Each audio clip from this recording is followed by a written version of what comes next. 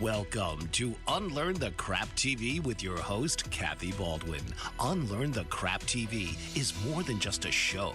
It's a movement towards breaking free from the disempowering structures designed to benefit the few at the expense of the many. It's about education, healing, and unlearning the detrimental beliefs that have been ingrained in society for generations. So now, please welcome the host of Unlearn the Crap TV, Kathy Baldwin. Welcome to today's Unlearn the Crap episode. What are your defining moments? Are they positive or are they negative? I used to carry around a saying that I used to say to people, but you don't understand. You don't know what I've been through. You don't know the hell that I've had to overcome. You don't know why I'm like I am. And I carried this story like it was my excuse, my reason. It was why I was the way I was. And as much as it gave me comfort, because that's what I was really looking for. I was looking for validation. I was looking for comfort. I was looking for someone to say, yeah, it has been hard. Yes, you have had a difficult experience in life and you've suffered traumas. And I wanted so bad for people to acknowledge that I carried this story with me. And it became my defining who I was, what I was, where I was. Well, you all know that the universe had a way of equaling things, and it took me down. It took me out, it shattered me, it broke everything. And I realized that the story I was carrying was the crap I needed to unlearn. It was my disempowerment. It was what was taking me out. And I had to unlearn it, and I had to create something that worked for me. And so often we carry these stories, whether it was abuse we suffered or traumas or whatever we've gone through, because we've all had our own hell. We've all gone through shit that is not meant for the weak. And that's why we're still here. And so I challenge you today as you're listening, because today's guest is an expert. She's a powerhouse in defining moments and creating power out of that which could disempower you. And her story will move you. And she's going to show you just exactly how you can take the worst of the worst that you could ever go through and use it for fuel. Use it for your empowerment, because those things are not meant to take us down. They're meant to empower us, strengthen us, hone us. I'd like you to welcome Melanie Warner from Defining Moments, a person I consider a friend and someone who inspires the hell out of me. Melanie, could you? Hi, Kathy. Hey, everybody. Thank you for having me. It's so great to be here today. Oh, I am so excited that you said yes, that you would join our show, because your story, you and I met by sharing stories. But before we get into how we met and where our story has evolved to, would you mind giving a little brief example or story of what you've gone through, because you've been there? Absolutely. I appreciate that. My defining moment happened on August 31st, 2005. And I was in a hospital room. I was on a gurney, and a doctor looked at me and said, "This is life threatening and you might not make it." And all these things went through my head at that moment. Like, I was married at the time, and I thought, what about my husband? What about my kids? What about my book? I never finished my book. I can't die.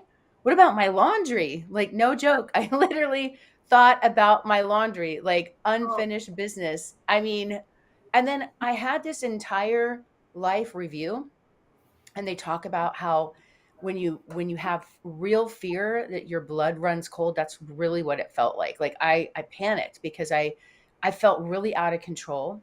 I didn't know what to do, and I started to pray.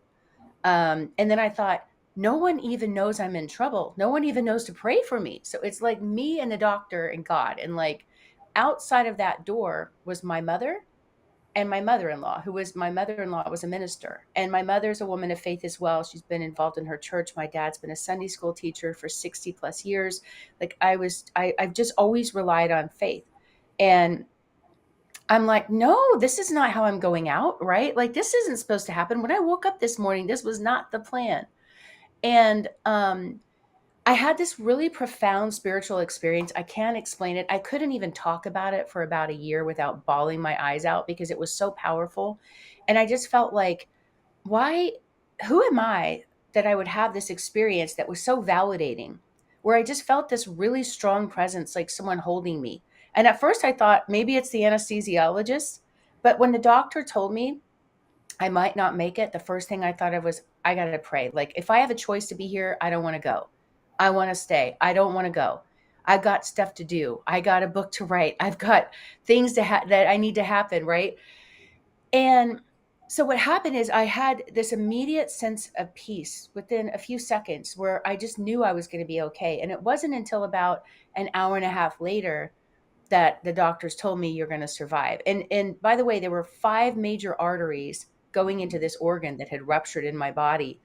And most people, I found out later, every person at that hospital in 50 years that had happened to had died on the table. And I was the only one that had survived. It was shocking. And sadly, a few days after that, my son didn't survive. My son actually passed away in my arms. And this was a medical error. So even though they had saved my life, they had created something that had caused my son to die. And we had to take him off of life support. And it was horrible. So in one sense, I was elated that I was alive, but deflated because obviously I would have given my life for my son. And nothing prepared me for that. And so even though I had lived, I was so shut down emotionally that it created this shutdown everywhere. I went into survival mode. I shut down emotionally, physically. That shut me down financially, spiritually, in every way. I just thought, God, I prayed for you to save my son. Why did you save me, but you didn't save him? And I was so upset and so angry, like, why?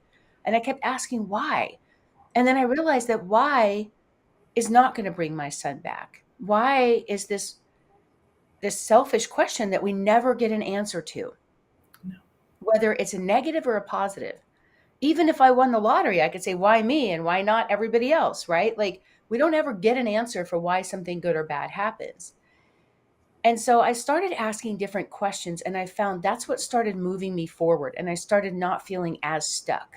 Because what happened is when I shut down emotionally and gave up hope, and went into grief mode, it shut down everything. And then not only did I lose my son, but I lost my marriage of 16 years. I shut down my business, my only source of income, where I was making $1 million a year. I just shut down. I gave up. Like I didn't even know how to fight anymore. I had nothing left in me. And I didn't have any resources. I didn't know where to get support. I didn't have the tools. Nothing prepared me for that. There wasn't a book or a program or something. I didn't know what to do. And then I went to my mentors who were great business mentors, but they had never experienced the loss of a child. And so I realized that when you shut down in grief mode, it not only do you lose the person, but it's like you lose your whole life as you knew it. Yeah. And it was like, it's bad enough to lose the person you love, but it doesn't mean that your life has to die. Because I was still here, but there was a part of me, my soul, that just like left. And I believe my theory is that when someone dies, your soul kind of goes with them wherever they go and takes them on this journey to make sure they get there and they're all tucked in and comfy. And then eventually it comes back to you. So that's why we feel this emptiness, like a zombie for a little while. Maybe we feel like the light's been turned off. We don't have any light. We feel just darkness and heaviness. And so I needed to process the grief, but at the same time, there was a healthy space and time for how do you process it. And it shouldn't be something that I'm carrying for years, right? That shut me down so hard that I lost all these other things. So I went from losing my son and then healing in my own physical trauma to happen to my body, but then, losing my marriage and going through bankruptcy and shutting down my business, my only source of income, foreclosure. I lost 2 houses. I lost a few cars. I was going through tax audits. I mean, like, talk about adding insult to injury. And then the tax audits turned into tax court. And I had to go to federal tax court and defend myself. So I had to get tools, not just for survival, but I had to learn how to, like, pick myself up, dust myself off, and find out what my new normal looked like. And every it felt like everything around me, my life as I knew it, had died. Like, everything seemed like it was dying around me. And I was fighting so hard to live. And I didn't know how to I was so stuck and buried. Like, it was literally, I went from making $1 million a year thinking I had everything together to making to negative $3.6 million in debt. Try waking up in the morning with that over your shoulders, right? How are you even supposed to get out of bed when you're like, no matter how hard I work, I'm never going to make that money back? Like, what's the point? And then if I make money, my ex-husband's trying to take me to court, take money, like, there's no benefit to even making money. Like, what's the point of even getting out of bed in the morning? And I'm sure there's people out there, you guys have been through loss, and maybe you've experienced some of these. I just went through it all at once. And I thought I was being buried, and I didn't understand I was being planted for this growth, for this new life, for this vision that God gave me in the hospital that day, right? This vision that was so powerful and so strong, that was beyond just writing a book, that I knew, like, I was meant for something more. And it was such a strong vision that I knew at that moment I wasn't going to die. And maybe, just maybe, it was such a strong enough vision that it somehow created this ability to, like, keep living because I had purpose. And I finally saw my purpose. But why did I have to come so close to dying and losing my son to find my purpose, Yeah. right? And so it set me on this path, Kathy, where I said, listen, I don't want other people to have to go through that. Why is it that we have to go through tragedy to find purpose? Why do we Mhm. have to hit a wall going 100 miles an hour to catch our attention because we're so busy do, like doing, that we forget to just be like human beings. We forget to just show up for ourselves and the people we love. And we spend all this time and effort working. And we say that our families are the most important reason, they're the why for everything, but look at where we put our time and our investment. We spend all this time working, right? Spending time and effort, like, trying to make a living. Yeah. And in the meantime, our kids are growing up behind our back. Our relationships are suffering, our health is suffering. And there's got to be a better way to balance. So, how do you pull all that together? How do you take your message, your mess that becomes your message? How do you take this miss that becomes your mission? How do you take this pain and turn it into purpose? Because we've all gone through something, Yeah. you know? Absolutely. So that is how you created your business name, Defining Moments. That was, Absolutely. Yep. Because we all have them. We all have them. We've all experienced that. We know that a defining moment can happen at any time. It can happen in a business. It can happen in a marriage. It can happen in a moment when you see a stranger and your eyes lock and you just say hello, right? And then that person becomes your soulmate, your best friend, your business partner. Like, you feel this energy, this connection with people. And when you shut down, you're vibrating at a different energy level. So you're attracting other people that are in the pit. They're down there in that hole.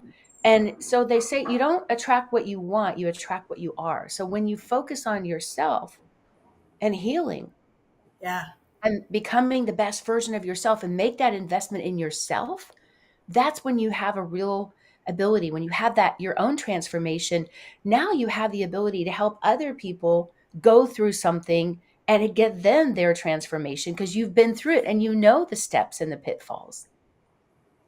absolutely.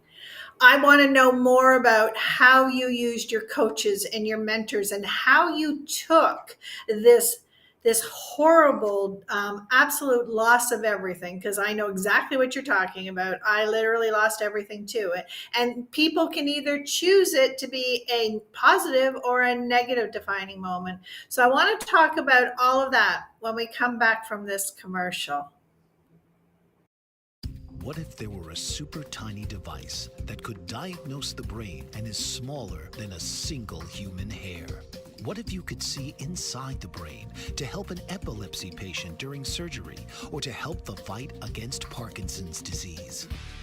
Dr. Patricia Broderick is proud to announce the Broderick Probe, a biomedical and electronic breakthrough. Imagine a probe to help with the understanding and potential cure of brain-related diseases. To learn more, listen live to the Easy Sense radio show with host Dr. Broderick, Wednesdays 7 p.m. Eastern on the Bold Brave Media Network and TuneIn Radio. And to help support the Broderick Foundation, please go to EasySense.com and learn how, with your help, we can fight these horrific brain disorders. That's EasySense.com to learn more and help support the Broderick Foundation.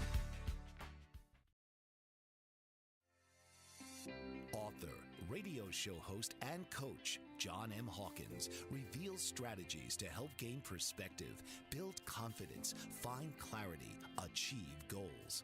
John M. Hawkins' new book, Coached to Greatness, Unlock Your Full Potential with Limitless Growth, published by iUniverse. Hawkins reveals strategies to help readers accomplish more. He believes the book can coach them to greatness. Hawkins says that the best athletes get to the top of their sport with the help of coaches, mentors, and others. He shares guidance that helps readers reflect on what motivates them. Rediscover and assess their core values, philosophies, and competencies. Find settings that allow them to be the most productive and track their progress towards accomplishing goals. Listen to John Hawkins' My Strategy, Saturdays, 1 p.m. Eastern on the BBM Global Network and TuneIn Radio. So before we get started, I just want to let everyone know that hell is hell. And we don't need to judge how much someone else has gone through, because each of us is going through our own journey, and our journey has a purpose. But we have people there to help us. And Melanie, you had some pretty amazing support system that helped bring you out of your hell. Could you share with that? Oh, absolutely. So I have some pretty heavy hitter mentors. I just have always believed in listening to the people who have what you want. So since I was 18 years old and had my first business, I always had mentors. And Tony Robbins was a very early mentor. He's been a mentor of mine for over 20 years. And he was kind of just starting out when I was starting out, which is funny. So I've watched him grow up. I had such a deep respect for him. And I was really grateful to have some self-healing tools and things that helped kind of pull me through this. And then also I had Mark Victor Hansen and Jack Canfield who did Chicken Soup for the Soul. So when I was talking about in the hospital that day, I had this vision for a book. I didn't even know what my book was going to be about. I just knew I wanted to write a book.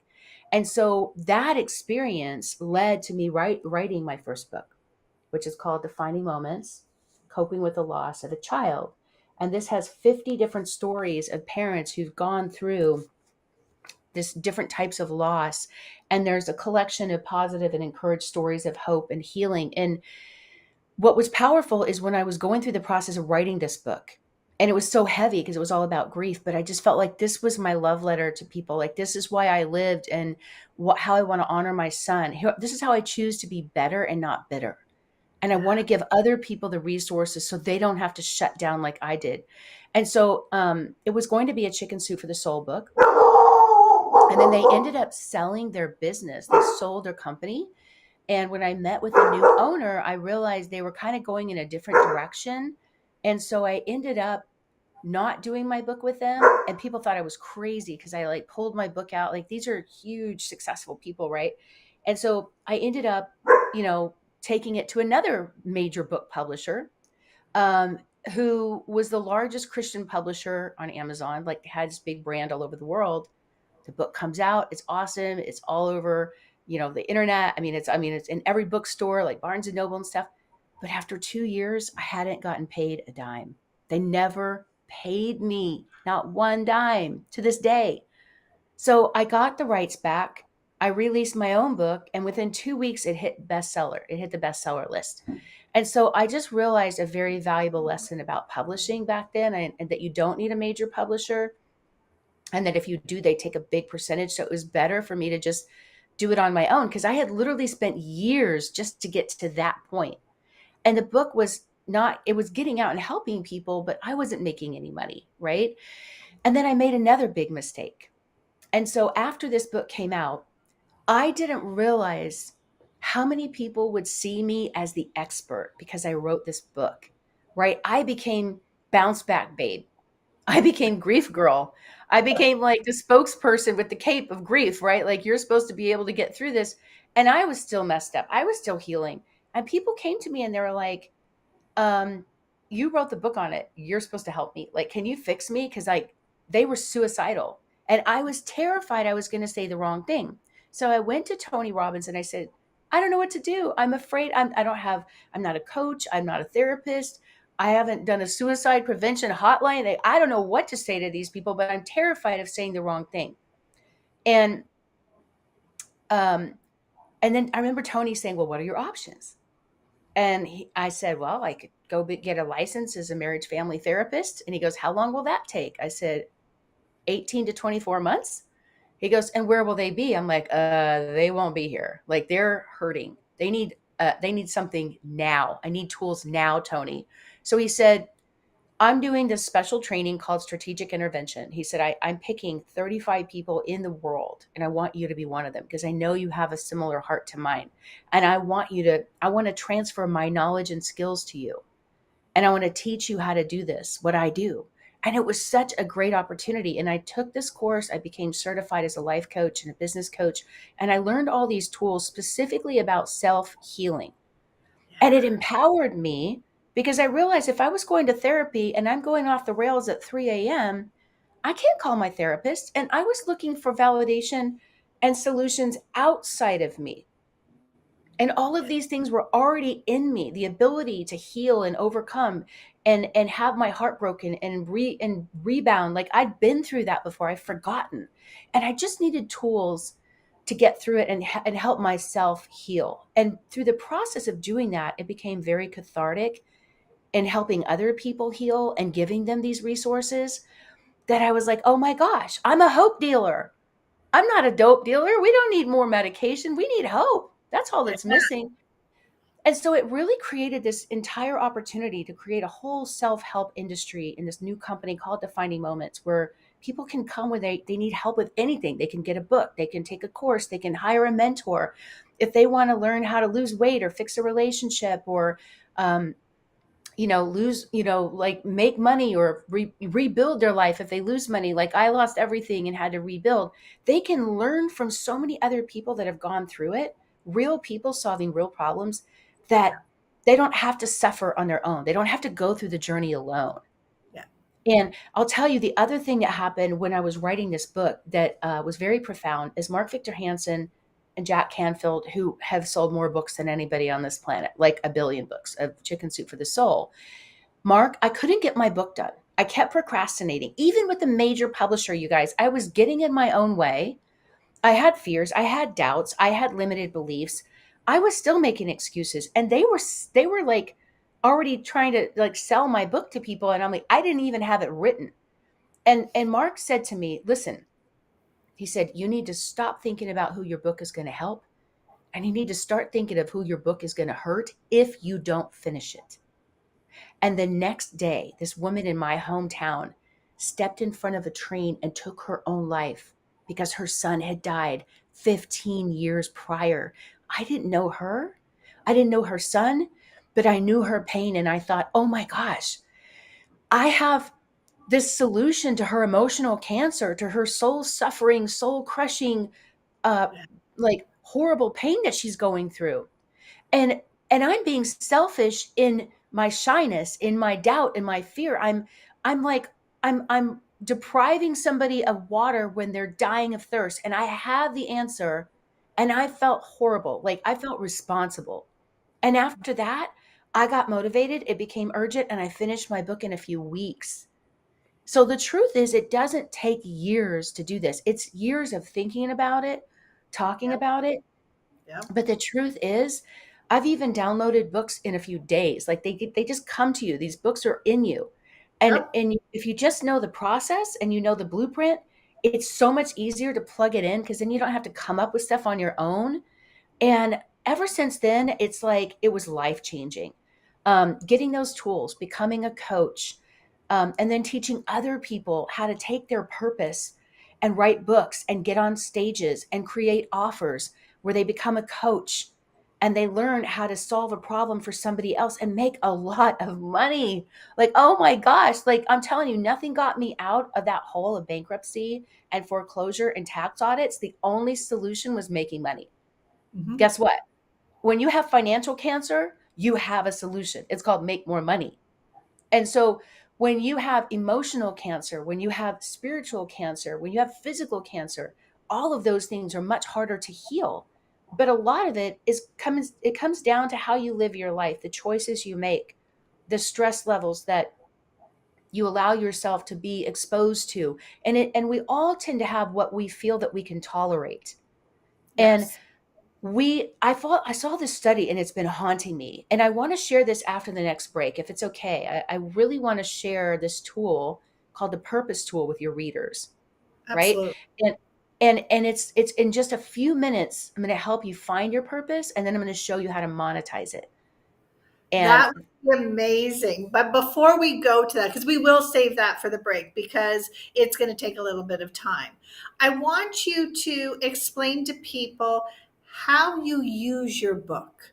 Because I just encountered somebody today who had lost actually, I encountered two people today who had lost loved ones. And so we are always at a loss of what to say, how to help. Mhm. We don't want to trip over our tongue. We don't want to make things worse. How do you use your pain, your defining moment, to help those who are hurting? I love the story. Oh, thank you. And that's a great question. And here's the thing, like my book, I spent, a little bit of time writing my book. And now, all these years later, every single day, my book is sold or somebody buys it. I give it away if I'm on an airplane or somewhere and I meet somebody and they're like, oh my gosh, I need your book, or I know somebody that needs your book. And, when you have multiple books, it's like, how do you know like what people need? But obviously, this one I know. And then I wrote another book called Defining Moments SOS. This is stories of survival. And this is real people solving real problems. And it's people that overcame some really amazing things. Like it shows you this resilience of the human spirit, and it's very inspiring. And so, what's interesting is about a month ago, one of my best friends since we were in seventh grade, she lost her husband very suddenly. And I flew out back to Texas. It was a big shock. I mean, he was 51 years old and just had this heart attack so sudden, like no warning. And it was awful. And they have 3 kids. So she's struggling with that. And then I went to the funeral, and to my left, I'm sitting at the table with their family, and to the left is his parents. To my right is my friend. So I literally brought this book for her, the SOS book that has stories of hope and survival. Then I gave this book to his parents and I signed it. And they were so grateful to have this immediate resource to plug into of support. And she was like, she sent me this beautiful little card and she said, oh my gosh, I'm reading your book. It's so helpful. I just see what other people have gone through and it's so much worse than what I'm dealing with. And now I know I can get through it.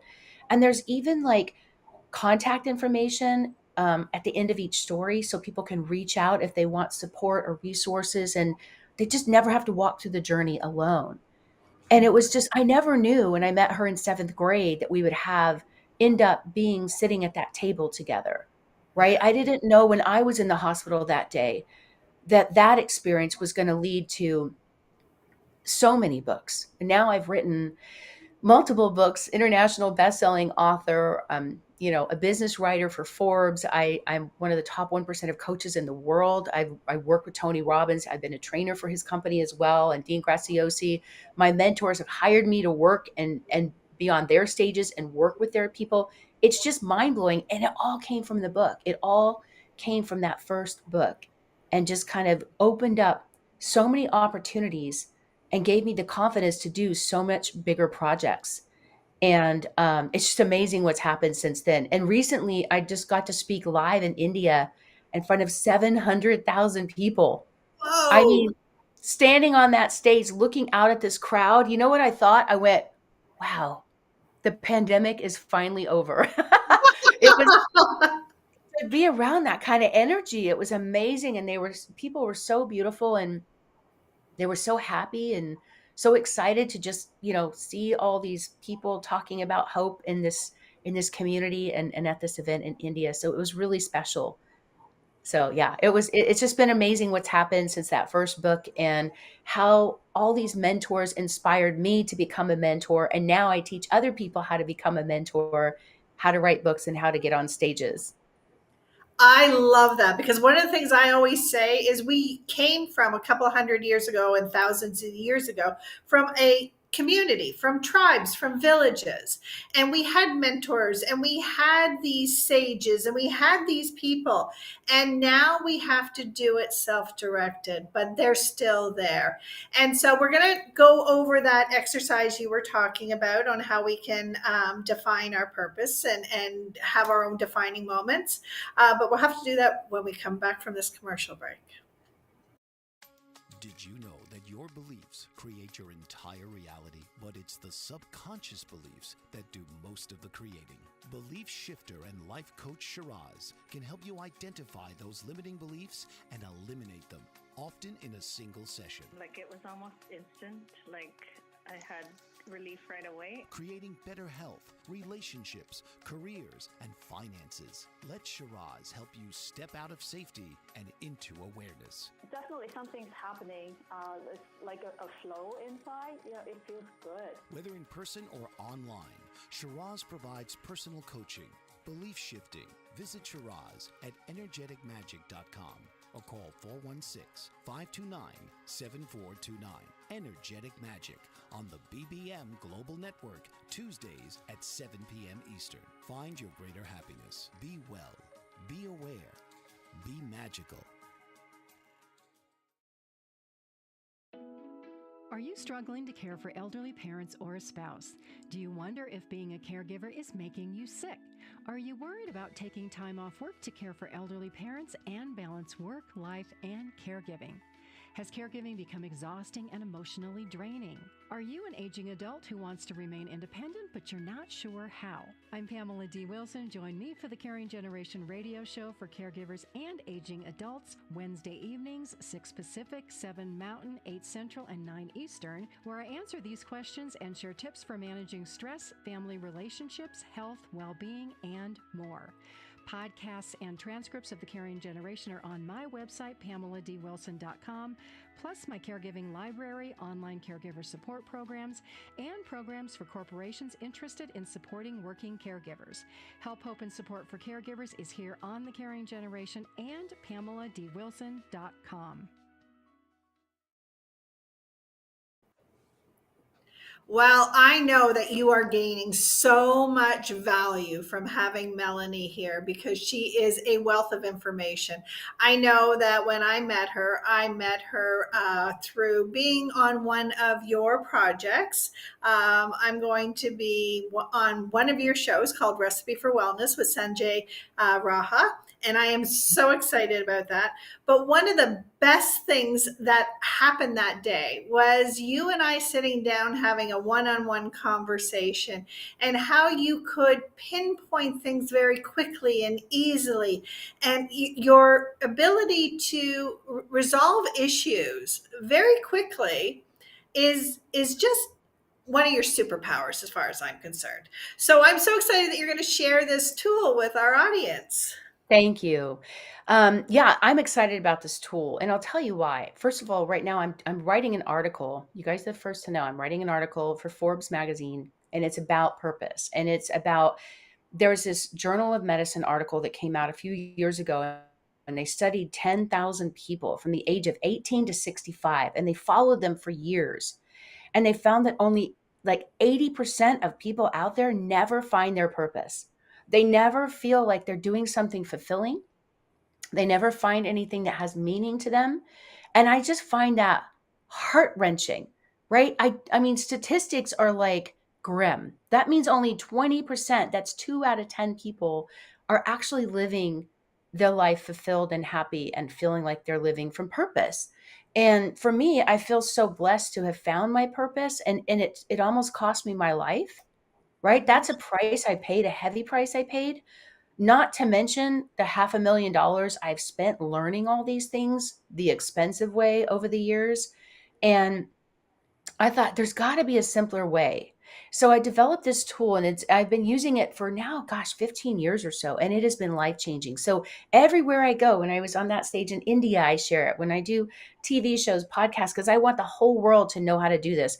And any of you can use my tool. All right. If you're a coach, if you're a business owner, or you want to become a coach or a mentor or a consultant or something, I'm telling you, this is the number one, is when you can start teaching people how to find their purpose and then showing them ways to monetize it, you will never be broke again.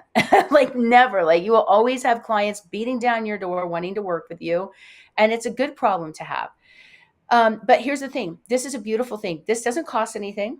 It only takes a few minutes, and you can use this anywhere, anytime. I've done it on planes. I've done it in cars, on buses, um, walking down the street, meeting people at a park over coffee, on dates, on, media events with people. Like it's crazy how you can just ask these people 3 simple questions and it will determine their purpose in a few minutes. I Okay. love it. Are you Before you ready? Yeah. start, yeah, before you start, I really want people to understand that the crap we need to unlearn is that we are funneled through an education system and we are part of a system that is keeping us disempowered. It is not your fault if you haven't found your purpose. That's the way our current society was designed. And so give yourself a chance to play with what Melanie is going to share, because you don't know what it's going to spark in you. Thank And you. Kathy, I want you to play along with me. Okay. Okay. And all of you guys at home, grab a little pen if you want, and make sure you write down your answers, because you're going to have to remember what your answers were. And I will tell you, in all the times I've done this, nobody has ever had the same answers. That's why this is so unique. Okay. Now, Okay. Mark Twain, one of my favorite writers, he always said there are 2 important days of your life. One is the day you were born, and the other most important day is when you find out why you were born. Now, we're all born with fingerprints that are unique, and our purpose is as unique as our fingerprints, meaning that what is meant for us is not meant for anyone else on this planet. And so the more that we embrace being authentic and working on ourselves to become that powerful, authentic, loving leader that we really are inside, and we allow that to come out, it's going to guide us to that process and the purpose. And purpose is more than just passion. It's not just, hey, I'm passionate about this. Maybe this is my purpose. I can be passionate about singing. That doesn't mean I'm going to make a living at it. Okay. I can be passionate about, going out and speaking on a stage, but what if I have a fear of getting on a stage? And by the way, I was never the person that thought I was going to be standing on stages and writing all these books and like being in this spotlight. Like I don't want this to be about me, right? Like I'm shining light on other people and saying like, this is what is possible for you. And the only reason I get on a stage and do these events, as much as like I kind of get more introverted, right? It's more like I know the power and the impact this makes in people's lives. And I will fight every time I get up in the morning. I will fight to find the people that want this, that want to know their purpose, and that are willing to go do something about it. Because once you know this, you can't unknow it.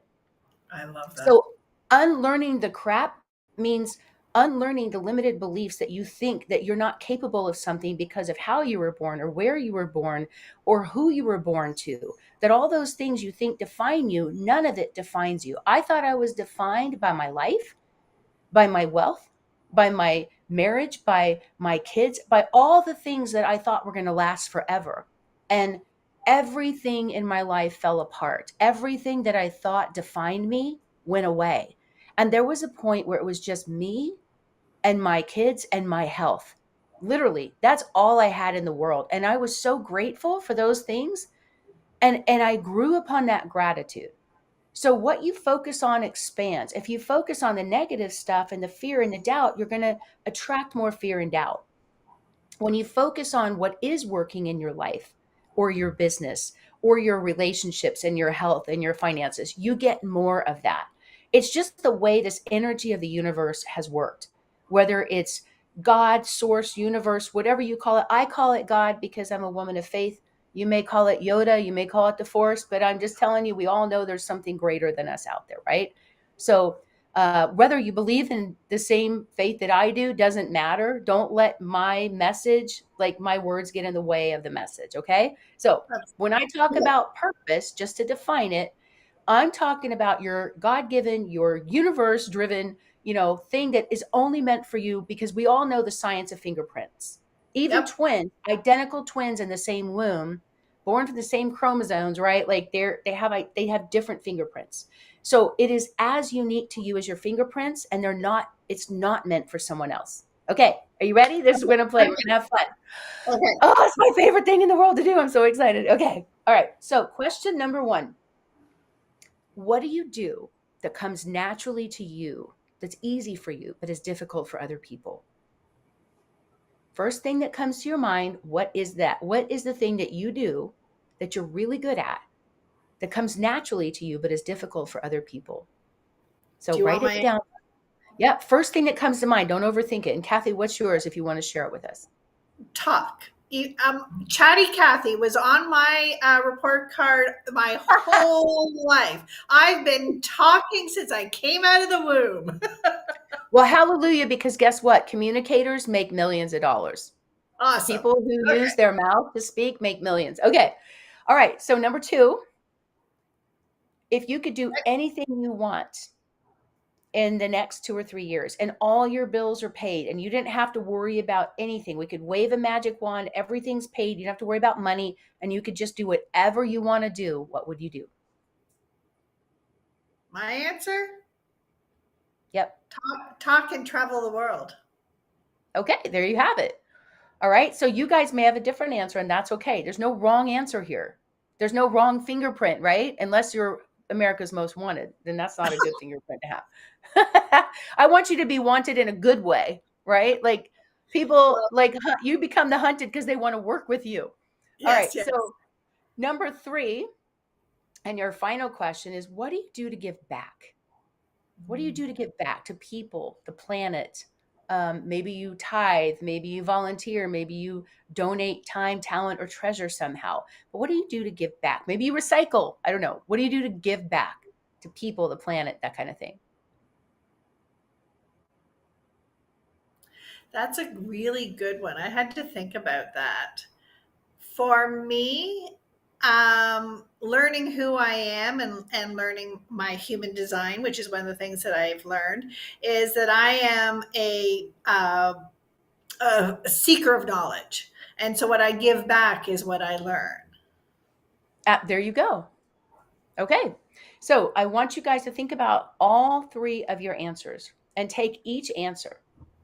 Okay. And Kathy's, just to recap, answer to question number 1 was she likes to talk, chatty Kathy. Answer to number 2 was she would talk if she could do anything. And then number 3 is connecting people, giving back, doing this show, that kind of thing, right? So I want you to see something. If you look at all 3 of your answers, it's about communication. Yeah.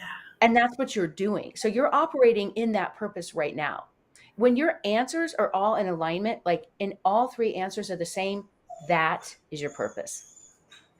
I love And it. So everyone put in the comments, or if you're watching this on replay, share your answers so that Melanie and I can see them and we can interact with you.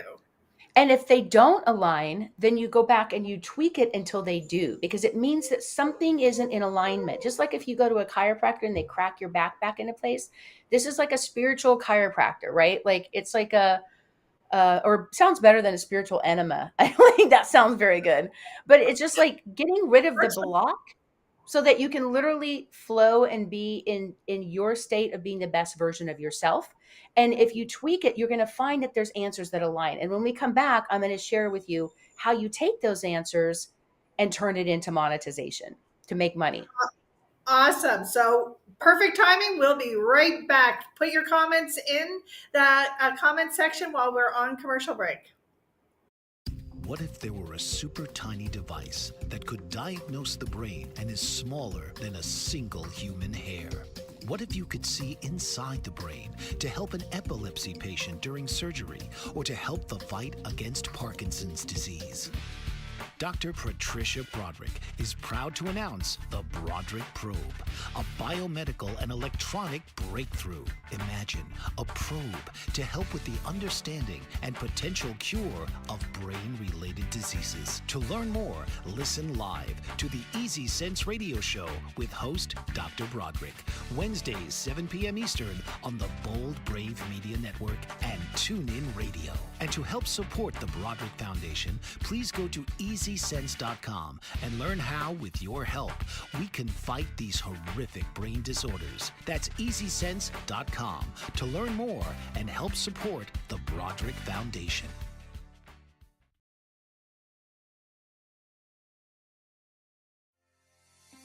Author, radio show host, and coach John M. Hawkins reveals strategies to help gain perspective, build confidence, find clarity, achieve goals. John M. Hawkins' new book, Coached to Greatness, Unlock Your Full Potential with Limitless Growth, published by iUniverse. Hawkins reveals strategies to help readers accomplish more. He believes the book can coach them to greatness. Hawkins says that the best athletes get to the top of their sport with the help of coaches, mentors, and others. He shares guidance that helps readers reflect on what motivates them, rediscover and assess their core values, philosophies, and competencies, find settings that allow them to be the most productive, and track their progress towards accomplishing goals. Listen to John Hawkins' My Strategy, Saturdays, 1 p.m. Eastern on the BBM Global Network and TuneIn Radio. So, one of the things that is really important to me, and as part of my mission, I've got a mission statement and I call it the 4X win. And the 4X win is a win for me because we got to put ourselves first. A win for you because you're my guest on the show. A win for our audience and our collaborators and our referral partners and our clients. But the fourth win is a collective win. And one of the things I'm really passionate about is creating financial independence through multiple streams of income. And so when we left, you were talking about how you can take your story and turn it into your success and monetize it. Could you show everyone how they can take their mess and turn it into their message? Absolutely. This is my favorite thing to talk about because here's the deal. God did not put you through these challenges, these tests to not come out the other side stronger. There's a purpose behind it. And like I said, when I found purpose in my pain, and yes, I lost my son, and it has been like the most painful thing I've ever gone through. His birthday's coming up soon. It's a tough day, you know. The anniversary of his death is always hard. I call it our angelversary, right? When he became an angel. And I still, because I believe in a soul connection with people and soul contracts, like I believe I have a soul contract with everybody I work with. I just feel that, you know. Sometimes you meet people and you feel like you're going to be friends for life and it's just instant, and you don't feel that with everybody, and that's okay. You're not meant to.